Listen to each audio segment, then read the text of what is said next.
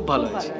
একদম একটা unique concept এবং চারজন একসাথে রয়েছে, আলাদা ছবিও রয়েছে, তো কেমন লাগলো? খুব অর্ধেকটা দেখেছি এখনো পর্যন্ত, মানে বলাই বাহুল্য তথাগত ছবি খুবই মানে উন্নত মানের হয়, সবসময়ই হয়। এবং তথাগতর সঙ্গে আমাদের এতগুলো ফটোশ্যুট হয়েছে, প্রত্যেকবারই ওর কাছে ফিরে ফিরে যাই ওই কারণেই, মানে ওর ওর হাতে জাদু আছে এবং সেইটা এই ছবিগুলো দেখলে আরও বোঝা যাচ্ছে। হ্যাঁ, মানে প্রত্যেকটা ছবি ভীষণ সুন্দর এবং প্রত্যেকটা ছবি কথা বলে, তো সেইটা ভীষণ ইম্পর্টেন্ট। মানে শুধু সবাই যে কেউ তো ছবি তুলে এক্সিবিশন করে নিতে পারে, বাট সেটার তো কোনো মানে হয় না। মানে সো মানে আমরা প্রত্যেক বছরই আসি তথাগতর এক্সিবিশনে এবং কোনোবারই we are never let down. Thank you. প্রত্যেকটা ছবি কথা বলে, তোমার কেমন লাগলো? আমরা দেখলে কেমন লাগলো? দেখো, আমি অতটা ইন্টেলিজেন্ট নই যে ছবি কথা বলে আমি শুনতে পাচ্ছি কিনা বলতে পারবো না। I just saw the pictures and তথা ইজ লাইক মাই ব্রাদার, এবং সৌরভ আছে, ইন্দ্রাশিস আছে, ওরা আমার নিজের ভাইয়ের মতনই। সো তথা যে ভালো ছবি তোলে সেটা আমরা সবাই জানি। I think this is a beautifully, মানে আই ডিডন্ট এক্সপেক্ট যে আমি কয়েকটা ছবি আগে দেখেছিলাম, কিন্তু আমি এক্সপেক্ট করিনি এই লেভেলের হবে। So I loved it, I loved it. অনেক আগুন ঝরানো ছবি আমরা দেখেছি। কি ঝরানো? আগুন ঝরানো ছবি, মনোক্রমা। আগুন ঝরেছে? আগুন ঝরছে মানে ফিল্ডে আগুন, মানে আমি সেটা ওই যে বললাম না, আমি এতটা ইন্টেলিজেন্ট নই। হ্যাঁ কি লাগলো? আমি আমার তথাই আমার লাস্ট কয়েকটা যে কটা ছবি তোমরা দেখেছো সোশ্যাল মিডিয়া বা ম্যাগাজিন বাড়িতে তথারই তোলা, এবং he's one of the best in Calcutta we know, and not only in Calcutta, I would say he's one of the best in India right now. তো ও কয়েকটা ছবি, মানে যে ছবিগুলোর কথা তোমরা বলছো সেটা অনেকদিন ধরে ওর ইচ্ছে ছিল তোলার আমার, এবং ওই ছবিগুলো বোম্বেতেও আসে একদিন, এবং এসে আমরা একটা ডেট ফিক্স করি, এসে ছবি তোলে। So yeah, and I think মানে যদি ভালো দেখতে লাগে, তোমার লাগতে হয়, তুমিও গিয়ে তাদেরকে বলতে পারো দাদা ভালো ছবি তোলো। কি কোনো কাজ আসছে এরকম কিছু? আমি সেটাই বললাম যে কনসেপ্ট ইজ রিয়েলি নাইস, এবং যে সময় ওই আমাকে বললো যে থানের কাপড় পরতো এবং পুরুষ এবং নারী দুজনে, তো সেই এরাটাকে ধরে করেছে, এবং I think it's one of the, মানে ওর আগের এক্সিবিশনগুলো দেখেছি, কিন্তু দিস ইজ অ্যাকচুয়ালি স্টানিং। সেটা কি তোমার কোনো কাজ আসছে? কি আসছে? তথার সঙ্গে তোমার মানে নতুন লোক কি আমরা দেখতে পাবো? তথা আমায় কিছুতেই ছবি তুলে দিচ্ছে না, আমি অনেকবার বলেছি, ওর সময় নেই এখন, ভেরি বিজি। সৌরভদা বলছে যে ইন্দ্রাশিসদাকে নাকি একটু বেশি ভালো লাগছে, মানে এডিট করে একটু বেশি ভালো দেখানো হচ্ছে। আমি তো উল্টো বলবো, সৌরভকে এত ভালো লাগছে কি করে সেটা, কারণ আমি ইন্দ্রাশিসকে তো ভালো দেখতেই, সৌরভ এই এখন একটা কি ছবি করেছে মৃগয়া, তাতে যা দেখতে লাগছে, তারপরে এসে এখানে যা দেখছি, মানে আই কান্ট ইমাজিন যে ওই ছেলেটাকে এইভাবে কী করে দেখতো। আমি শুধু মৃগয়ার কথা বলছি না, তোমরা এখনও ওখানেই আছে কোথাও একটা, ওকে দেখতে পারো, ওকে কী করে এত সুন্দর দেখতে লাগছে সৌরভকে আমি মানে ভেবেই পাচ্ছি না। ইন্দ্রাশিসকে তো ভালো দেখতেই না, অফকোর্স না, and they're both very good looking actors, and the way they have groomed themselves, I think it's hats off to them. Of course, I mean the entire project, আমি বলবো শুধু মেয়েদের না, আমি বলবো না, the entire theme of this project I think is beautiful, এবং যেভাবে মানে যেভাবে ওই এরাটাকে তুলে ধরেছে, I think it's beautiful. Thank you. Unique একটা কনসেপ্ট এবং তার সাথে টলিউডের দুজন সুপারস্টার বলতে পারে, তাদের সাথে জার্নি বলতে গেলে ইন্দ্রাশিসদা, সৌরভদা আমার খুব প্রিয় একজন অভিনেতা, দুজনেই আমার প্রচণ্ড প্রিয়। আমি ডে ওয়ানে যখন শুনেছিলাম আমাদের এই এক্সিবিশনটাতে তথাগত ইন্দ্রাশিসদা আর সৌরভদাকে নেওয়ার প্ল্যান করছেন, তারা রাজি হয়ে গেছে, আমি ফার্স্টেই তথাকে এটাই বললাম যে ওদের এক্সপ্রেশনের সাথে আমরা কতটা ম্যাচ করাতে পারবো, বিকজ এটা ইটস ভেরি চ্যালেঞ্জিং, এটা কোনো ইজি ব্যাপার নয়, কারণ তারা এই আমাদের মডেলিংয়ের পথটা বলো বা আমাদের মডেলিংয়ের জগৎ, আমাদের সিনেমার জগৎ, তারা দুজনে ফাটিয়ে কাজ করছে। তো সেই জায়গা থেকে আমি খুব নার্ভাস ছিলাম যে কি করব, যখন ডুয়েট শট হবে, যখন গ্রুপে শট হবে, তখন আমি নার্ভাস ছিলাম, আমি মিথ্যে বলবো না, আমি ওখানে স্পটে থেকেও আমি নার্ভাস ছিলাম। আমি তথাকে বারবার বলছিলাম প্লিজ আমাকে একটু বলো, যদি বাজে লাগে বা কিছু যদি ইম্প্রোভাইজ করতে হয় আমাকে প্লিজ বলো। তো হয়ে গেছে, এইভাবেই হয়ে গেছে। হ্যাঁ হ্যাঁ হ্যাঁ হ্যাঁ হ্যাঁ হ্যাঁ এইটা কতটা চ্যালেঞ্জিং? চ্যালেঞ্জিং বলতে ব্যাপারটা হচ্ছে যেহেতু আগেকার দিনে ব্রিটিশ আমলেরও আগে যদি আমি বলি, মহিলা বা পুরুষদের তো ওরকমভাবে আমাদের এরকম প্যান্ট শার্ট এসব তো ছিল না। আমরা যাই পরতাম সেটাকে বলা হতো কাপড়।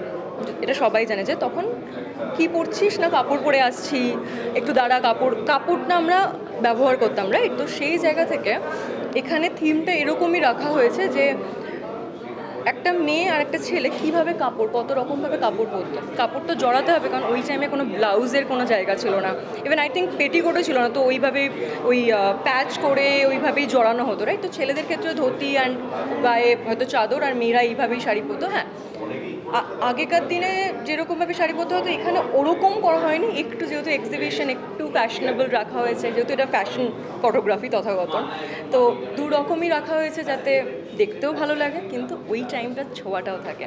আর সেইভাবে তথা যেমন কালার প্যালেটটাকেও সাজিয়েছে এমনভাবেই যাতে সবার সাথে সবার সিঙ্কটা খুব ভালো লাগে। So, আমার favourite look black and white. তার একটা কারণ আছে, কারণ তথার সব এক্সিবিশনের মধ্যে আমার খুব প্রিয় এক্সিবিশন একটা হচ্ছে শোই, একটা হচ্ছে আওয়েটিং। তো আওয়েটিংয়ের যেরকম পুরো থিমটাই ছিল ব্ল্যাক অ্যান্ড হোয়াইট, তো আমি খুব খুশি হয়েছি যে তথা যেরকম কালারে রেখেছে তথাগত ব্ল্যাক অ্যান্ড হোয়াইটটাও আমাদের জন্য রেখেছে। তো আমার যদি খুব প্রিয় হয় সেটা হচ্ছে ব্ল্যাক অ্যান্ড হোয়াইটটা। Thank you. দারুণ একটা কনসেপ্ট, এবং তার সাথে টলিউডের দুজন একটা পরিচিত হিরো, তাদের সাথে ফ্রেম শেয়ার করা, এক্সপিরিয়েন্সটা, জার্নিটা কেমন ছিল? জার্নিটা খুবই ভালো ছিল। আমি হয়তো ভালো করে বোঝাতেও পারবো না।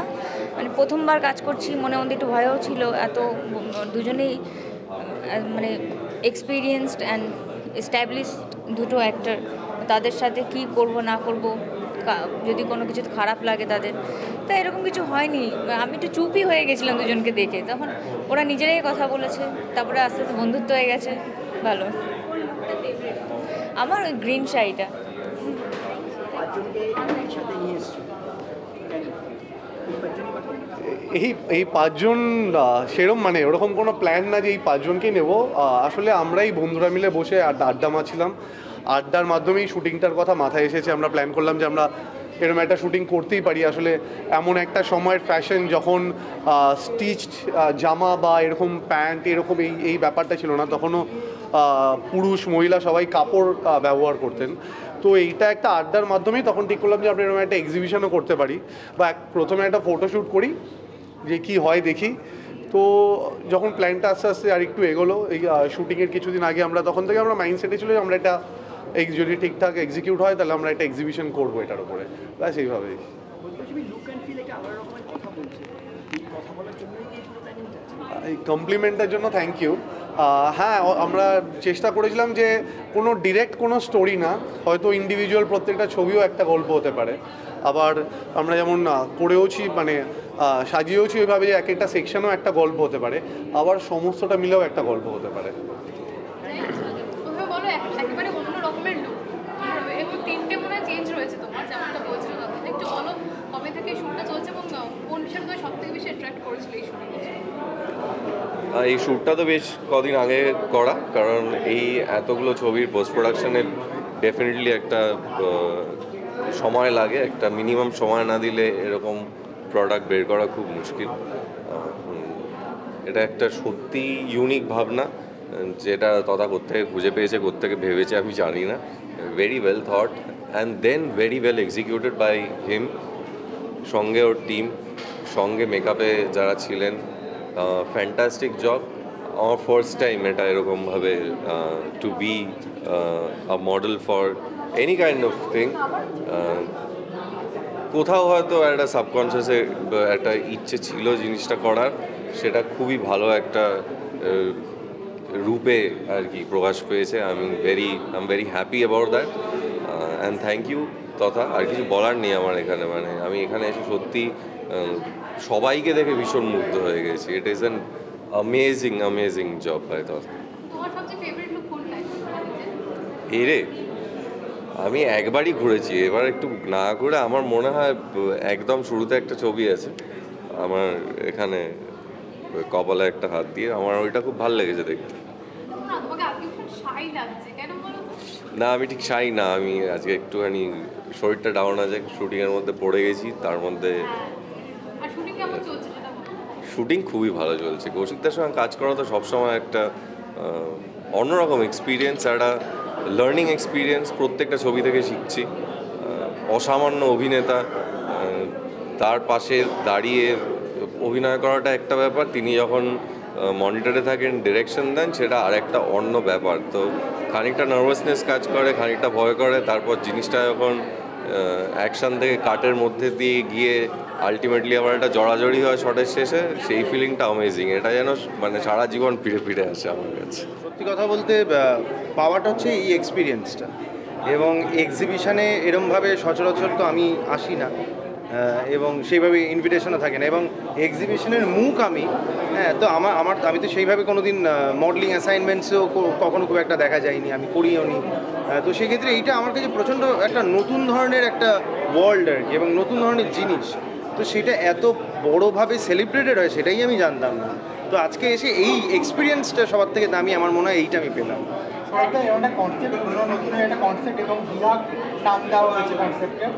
সেটা নিয়ে কি বলবো? এইটা অ্যাকচুয়ালি তথাগত, এটা একেবারেই পুরোটাই ও এক্সিবিশন। এর আগে if I am not wrong সই বলে বোধহয় একটা এক্সিবিশন হয়েছিল ওর, সেটাতে আমি যেতে পারিনি কারণ আমার শুট ছিল। ওয়েটিং বলে একটা হয়েছিল। তো ওর না প্রত্যেকটার পেছনেই অনেক বড় গল্প থাকে, থিম থাকে, এবং ও কিন্তু মানে খুবই শিক্ষিত ফটোগ্রাফার বলে না, মানে এখন আজকে সব মানে আমাদের ক্যামেরার যুগে না সবাই ফটোগ্রাফার হয়ে গেছে। আমরা সবসময় এডিটটা জেনে গেছি, 3-4খানা অ্যাপ নামিয়ে নিই, সবাই ফটোগ্রাফার। সেইখানে হাতে ক্যামেরা নিয়ে ছবিও এমনভাবে তুলবো যেটা মানুষজন তাক লেগে যাবে, সেখানে লাইটিং এমন থাকবে, সেখানে ফ্রেম এমন থাকবে, সেটা actually Tathagata is one of the best. তো ওর প্রত্যেকটা থট এই পুরো বিষয়টার পেছনে এটা একেবারেই ওর কৃতিত্ব। এবং যখন এসে অ্যাকচুয়ালি আমাদেরকে বলেছিল যে এইভাবে ভাবছে, তো আমার প্রচণ্ড এক্সাইটিং লেগেছিলো। কিন্তু আমি সত্যি কথা বলছি, ক্রিয়েটিভলি আমার কোনো ইনপুট ছিল না, কারণ আমি এই দুনিয়াটা একদম জানতামই না। তোমার কোন লুকটা ভালো লাগে তোমার? আমার কিন্তু অ্যাকচুয়ালি প্রত্যেকটা মানে যেগুলো তুলেছি, যেরকম এইটা খুব ভালো লেগেছে। ওইদিকে একটা ছিল যেখানে মনোক্রমগুলো খুব, আমার মনোক্রম এমনিতেও ভালো লাগে। তো সেই ক্ষেত্রে আমার মনোক্রম যে পুরো সিরিজটা, সেটাও আমার প্রচণ্ড ভালো লেগেছে। ওর তথার মনোক্রম আমার মনে হয় সবার থেকে সেরা।